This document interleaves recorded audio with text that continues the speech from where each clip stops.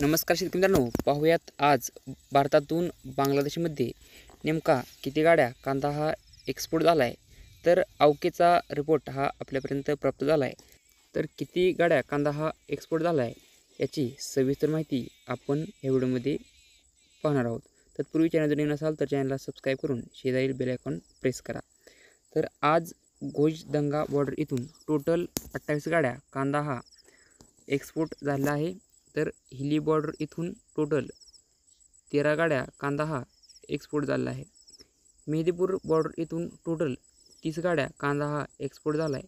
तर तिन्ही ठिकाणच्या मिळून टोटल 71 गाड्या कांदा हा एक्सपोर्ट झालेला आहे. तर या एक्सपोर्ट झालेले कांद्याचे बाजारभाव हे रात्री 8 नंतर आपल्याला समजतील. याचा व्हिडिओ आपण सकाळी अपलोड करणार आहोत.